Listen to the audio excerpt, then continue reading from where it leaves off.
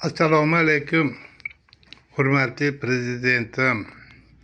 Hamma sizga murojaat qiladi, chunki anaqa javob beradigan odamni kimligini bilmayman. Mana Yandex kompaniyasida kimga murojaat qilishni bilmayman. Ularni haligi siz aytayotgan krisalari bordi, shu krisalari menga to'siq bo'lishdi. Voy, endi hozir sizga qanaqa tushuntirib berishni bilmayman-ku, lekin ular siz to'g'ringizda ularga anaqada tushuntirish berdim-da, men hamma qilayotgan ishlarni ularga tushuntirib beraman deb.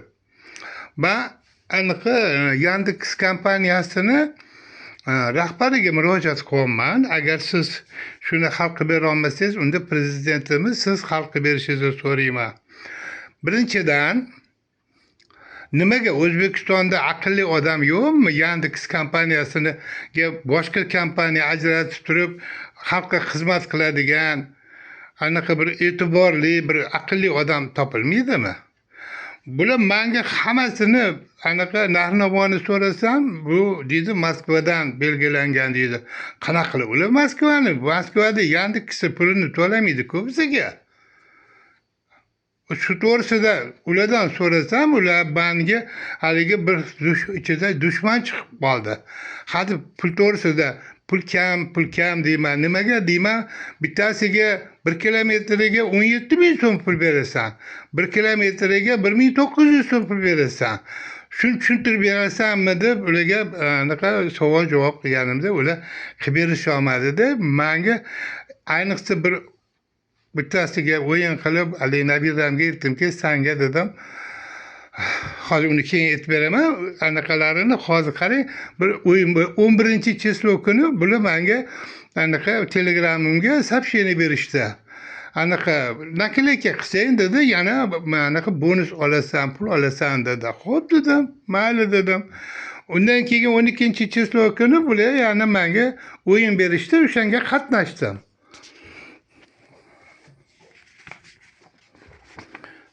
Mana Toshkent sel ana 14-apreldan 20-aprelga bunga anaqa qila olmadim, o'yiniga qatnasha olmadim, chunki anaqa ular menga yana mashinamni arz qilib qo'yishdi, aytdiki, anaqa qilgin dedi.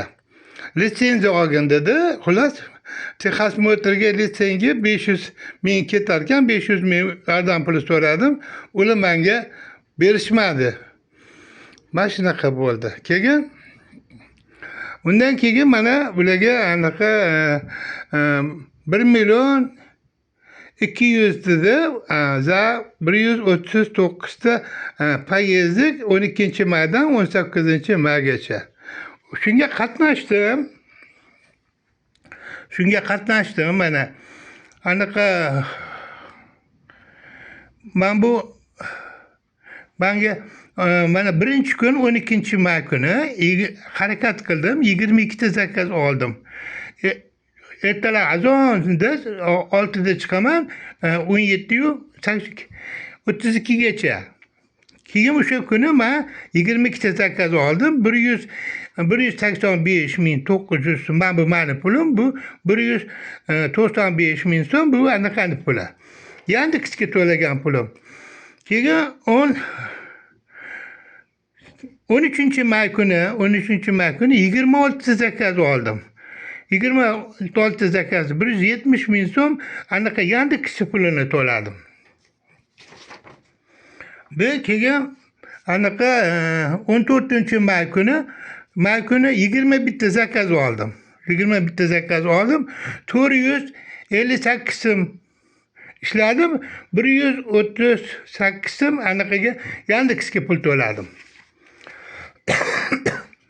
16-may kuni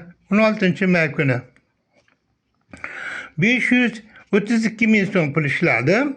150.000 so'm Yandexga pul to'ladim. Bular menga undan keyin 16-число kuni men anaqa ishga chiqdim. Ishga chiqqandan keyin 14 ta zakaz oldim. Soat 1.19da keyin zakaz bermadi bular. De anaqa menga mamlaqa nima arest qilib qo'ydi. Mashinamni. Anaqa de tushunmay qoldim. De keyin bunda bu yerda oldim-da, keyin nimani oldiga bordim.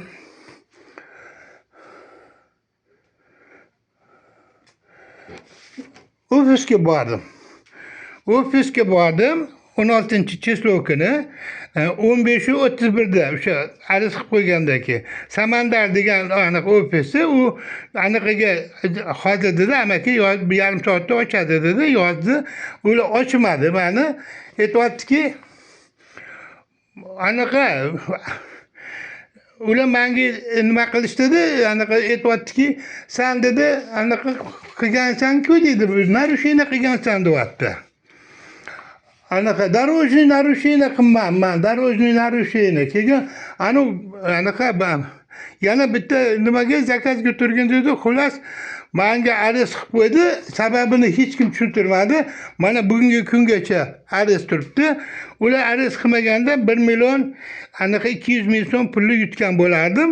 O'sha kuni mana yana 6 zakaz olardim.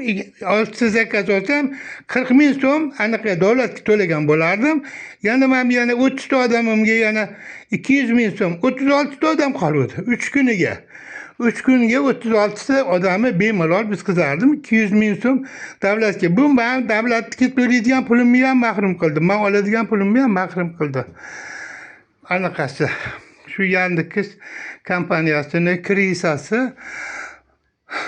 Anaqa Yandex kompaniyani agar rahbari bo'lsa, o'sha rahbari chiqib anaqa qilsin, ko'rsatsin, meni chaqirsin, menga razbor qilib bering. Prezidentim bular anaqa o'yin o'ynashyapti. Xohlagan odamini ishga beradi, xohlagan. Lekin birorta zakazchidan, klientdan, menga norozi bo'lgan odamni o'zini ko'rmadim. Keyin gai ishining o'zi yordam beradi, o'tkin deydi. O pavorotlarga o'tkazib yuboradi. Deb pavorot yoqib men qaylaman desam, qaylishga o'tkazib yuboradi. Keyin anaqa klient olgandan keyin to'g'riga yuring deydi. Yandex men bu yoqqa yurgin deydi. Bu yoqqa yura olmayman, chunki bu klient to'g'riga borgandan keyin u to'rtog'imdan gaplashadi. Undan keyin u yoqda yana ketadi, gaplashib ketadi. Bu men bu qisqa tarafidan emas, uzoqroq tarafidan o'zini joyiga olib boradi. Yonida haligi o'tirgan anaqa klientni bolalari, boshqalari yo'lma-yo'l tushib qolishadi. Mana shunaqa. Ular aytganini anaqa klientga borguncha Yandex kompaniyasi olib oldi. Endi Yandex kompaniyasi olib borgandan keyin men anaqani klientni xizmatida bo'laman. U nima desa shuni qilaman, lekin anaqaga Yandex kompaniyasiga yoqmaydi bu. Nimaga unaqa klientim bor, klient anaqa jalb qilmaydi, lekin bu menga haligi anaqa arest qilib qo'ydi. Keyin bitta zakazimni u anaqa 760 ming pulimni, yutgan pulimni bermadi Yandex kompaniyasi. Mana shunaqa ishlar bo'lib turibdi. Bilasa qiyinchiliklar ko'p. Nima bizda nahotki o'zimizni O'zbekistonimizda aqlli odam yo'q, O'zbekiston anaqasini chiqarsa, nima bo'lsa Rossiyaga yopishadi. Rossiya buni hali tushuntirganda kommentariyada Rossiya narx-navoni qo'yadi. Odam bular meni qilayotgan mehnatimni qanaqasiga narx-navosini qo'yadi, bilmayman. Shanba kuni men ularga aytayapmanki, shanba kuni bu odamlar chiqadi. Bozorga boradi, bozor qiladi. Qolgan kunlari anaqa oddiy ishchilar, studentlar, rabochilar, mana shular chiqishadi-da, xizmatiga borishadi. Ular unaqa boy emas dedi. Shanba kuni boylar chiqishadi. Ulardan juda ham kam pul to'laydi. Ular anaqa ulardan kam pul oladi. Boylar anaqa bu kunlari kambag'allardan ko'p pul oladi. Shu to'g'risida bitta narx qo'yinglar, 3,5 ming so'm deb gapirganimga yana menga anaqa mana shunaqa to'siq qilib qasos olyapti. Menda pul yutmagin deyapti. Pulim 1 million 200 ming so'm pul olganimda men uni ikkita yetim ayol qolgan, ularni ota-onalari o'lib ketgan. Ota-onalari o'lib ketgandan keyin uyini anaqa mib musodara qilib uni sottirib yuborgan. Xullas, o'shalarning bolalari rosa qiyinchilik chekyapti bir necha yildan beri. Bir 20 yildan beri qiynalishadi. O'shalar hozir hokimiyat tarafidan 3 xonali uy berilgan. Vaqtinchaligiga ularga man har nimada ozgina har haftasiga shu 100 ming, 200 ming pul berib anaqa yordam berib yuraman. Keyin men bu hozir kanikulga chiqqandan keyin futbolga qatnashadi bola shu nabiramga.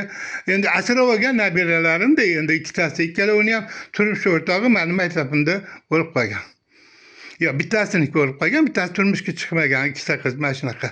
Yetim qolgan yetimlarga yordam berib yuraman. Endi o'zimni xursand qilaman. Shunga men 1 million 200 ming so'm beraman, mana bugungi kun beraman deb va'da qilib qo'ydim. Endi bu pulni ola olmadim. Chunki men buni yutishimga 100% ishongan edim. Chunki 36 3 kunga qolgan edi. 3 kunda 36 anaqani zakazı qilsam bo'ldi edi. Voy, anaqa bir anaqa ichi qora, iflos odam, anaga siz aytgan krisa shu Yandex kompaniyasida shu menga o'chirib qo'ygan. Sababini aytolmaydi. Anaqa ularga kontoraga borgandagi hozir amakisi ertalab keling, ertalab hal qilib beraman. Ertalab soat 6 da bordim kontorasiga. 17 chislov kuni ertalab vaqtli bordim. 16 chislov Samandar bilan gaplashdim. 17 chislov kuni yana boshqa anaqa xodim bilan gaplashdim. U ham xat yozdi. Hozir yarim soatda ochib yuboradi. Unga ham quloq solmadi. Haligi shunaqa justoki odam bor. Haligi krisa, haligi ichiga chiqqan mana xalq anaqa nima bizani nimamizni dushmanimizni vatan xoini mashitda ishlaydi, lekin unga qanaqa chiqishga telefonimiz yo'q, uni svязlari yo'q. Men kimni xafa qilganimni ko'rsatgin deb kimga gapirishimni bilmayman. Chunki faqat u qog'ozda javob beradi. Men unga yana boshqa narsalarni so'raydi. Anaqada nimada kommentariyada u kommentariy o'zi nimaligini bilmayman. U nima jazolash uchun chiqarilgan anaqami? Mani ko'timda aybimni topib, menga ogohlantirib, mashinangni ko'rsat, uni ko'rsat, buni ko'rsat deb o'zicha anaqa tartiblar qiladi. Shu narsalar bitta menda emas, butun Yandex kompaniyasidagi anaqa haydovchilarning hammasi mana shu azobni chekadi. Chunki bular qonun qoidani ko'rsatyapti. Qonun qoidaga gai bor. O'zi qiladigan o'zini xodimlari bor. O'zi gai xodimlari o'zi o'tkazadi-ku, qizil chiroqmi, boshqami, hammasini tushunolmay qoldim ularga. O'shaning uchun hozir sizdan so'rardimki, shu anaqasiga Yandex anaqa kompaniyasida shu rahbari, O'zbekistondagi rahbari men bilan gaplashishni xohlayman. Keyin menga o'sha odam bilan uchrashtirishni xohlayman. Moralniy ущерб hozir qancha bo'ladigan bo'lsa, shu pulni menga to'lab berishini so'rayman. Chunki men yetimlarga mana shu pulni berishim kerak. Xo'p, umringiz uzoq bo'lsin. Sihat salomatingiz bo'lsin, uzoq umr kechiring. Rahbarlik juda ham qiyin. Uni yaxshi bilaman. Bizga ham juda ham qiyin. Biz shundoq o'zimiz chiqmaymiz. Kimgadir bir maqsad bilan siz o'zingiz o'sha yig'gan mablag'laringizni bo'lib hammaga teng berishga harakat qilasiz. Men ham topgan narsamni hammaga berishga harakat qilaman. Xuddi sizga o'xshab harakatda, mehnatdaman. Umringiz yana uzoq bo'lsin. Allohu akbar.